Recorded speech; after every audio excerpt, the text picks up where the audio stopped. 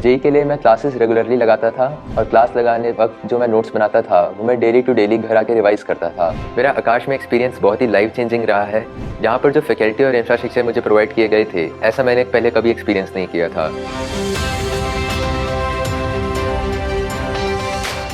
Hello friends, मेरा नाम हार्दिक अग्रवाल है। मैंने आकाश अंबाला में 2 साल पहले जेईई मेंस और एडवांस की प्रिपरेशन के लिए एडमिशन लिया था। मुझे आकाश के बारे में मेरे कज़न ब्रदर ने बताया था, जो खुद आकाश से पढ़े थे और वो करंटली आईटी रोपड़ में सीएस ब्रांच में। मुझे जेईई के बारे में मेरे कज़न ब्रदर ने बताया था जब मैं 10th क्लास में था। असल में मेरा मैथ्स में इंटरेस्ट बहुत ज़्यादा था, इसलिए मैंने उनके साथ काउंसलिंग की और उन्होंने मुझे बताया कि जेईई मेरे लिए सबसे बेस्ट एग्जाम रहेगा और आईटी में जाके मैं स्किल को अपने और एडवांस कर सकता हूँ। वैसे ही मेरे पापा और मेरे ब्रदर दोनों ही इंजीनियर्स हैं, तो ये भी मेरे लिए मोटिवेशन थी कि मैं आगे इंजीनियरिंग ही करूँ। जेईई के लिए मैं क्लासेस रेगुलरली लगाता था और क्लास लगाने वक्त जो मैं नोट्स बनाता था वो मैं डेली टू डेली घर आके रिवाइज करता था।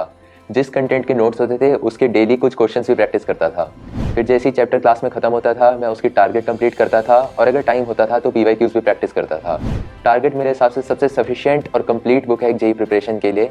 उसके बाद जब चैप्टर्स कंप्लीट होते जाते थे तो हमारे यहाँ पर टेस्ट होते थे। टेस्ट भी मैं रेगुलरली देता था और जो उसमें मिस्टेक्स होती थी उनको भी डेली टू डेली एनालाइज करता था।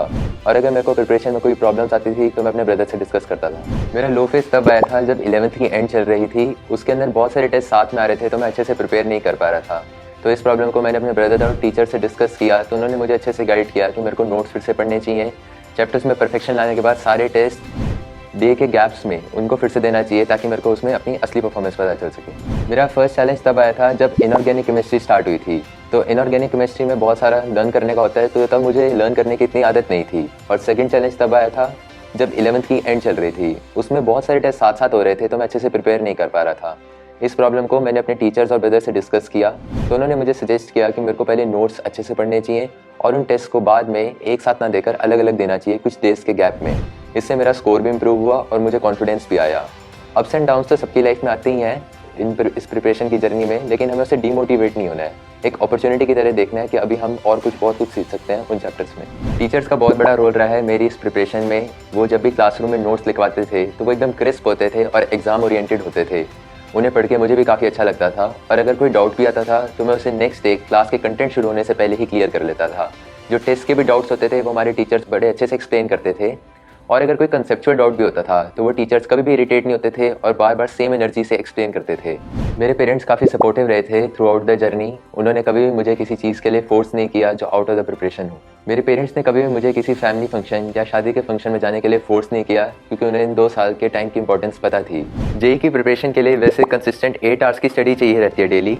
जिस दिन क्लास होती थी उस दिन मैं 6 आवर्स पढ़ता था और जिस दिन क्लास नहीं होती थी उस दिन मैं 10 आवर्स पढ़ता था।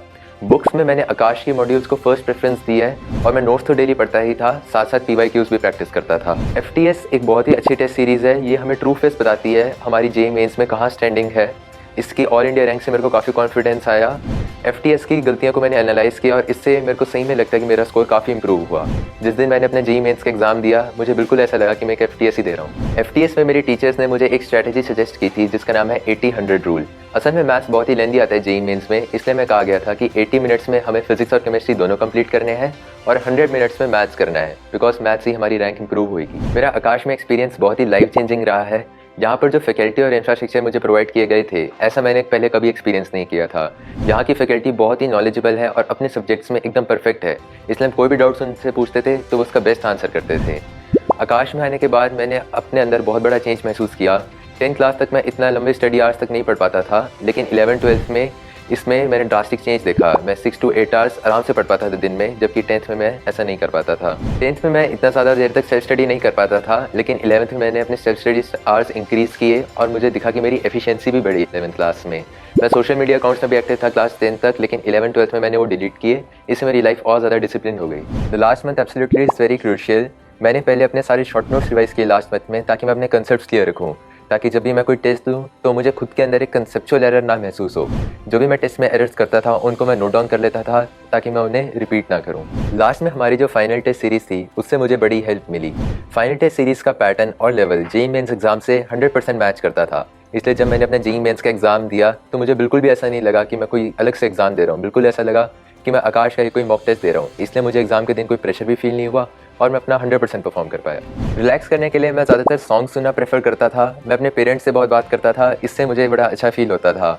बाकी मेरा स्पोर्ट्स में बहुत ज़्यादा इंटरेस्ट है, तो कभी कोई लाइव मैच आ रहे होते थे तो मैं वो देख लेता था या फिर उनकी हाइलाइट्स देखता था।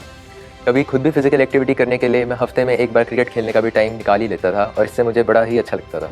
मेरी यही एडवाइस रहेगी कि आप क्लासेस रेगुलरली अटेंड करें, क्लास नोट साथ साथ क्लास में ही बनाएं, घर आके उन्हें डेली रिवाइज करें और उस कंटेंट के क्वेश्चंस भी प्रैक्टिस करें।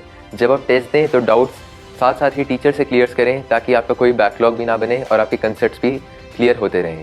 डिस्ट्रैक्शंस अवॉइड करने के लिए मैं अभी सजेस्ट करूंगा कि इन 2 साल के लिए आप अपने सोशल मीडिया अकाउंट्स डिलीट कर दें, बाद में आप उन्हें एक्टिव कर सकते हैं। ये 2 साल का समय वापस नहीं आएगा।